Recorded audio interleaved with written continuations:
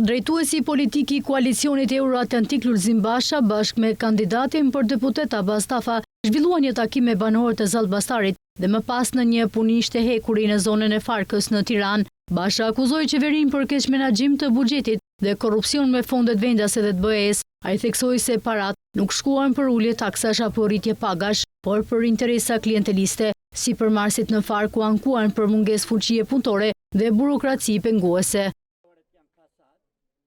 Vetëm vjet 2024 qeveria e Edi Ramës ka harxhu nga taksat tuaja 7.2 miliard euro.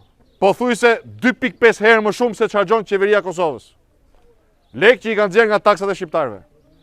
Taksat e shqiptarëve janë taksat më të larta në Ballkan. Çmimet e konsumit i dini vetë se ishtin kurriz janë më të lartat.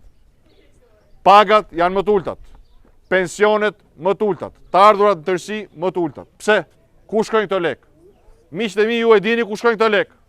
S'ka nevojë t'ju a them unë, se ma thatë sapo zbrita nga makina me gojën tuaj edhe me gojën e këtyre fëmijëve. Këto lekë shkojnë ke 77-313.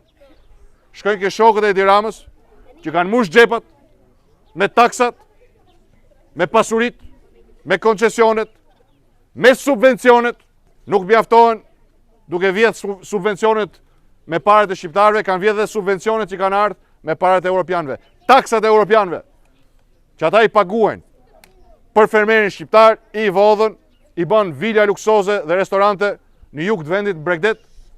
Dhe sot që flasim, programi i ndihmës për fermerët shqiptarë është pezulluar sepse qeveria shqiptare e Edi Ramës është kap si hajduti me presh në duar duke vjedhur këto subvencione.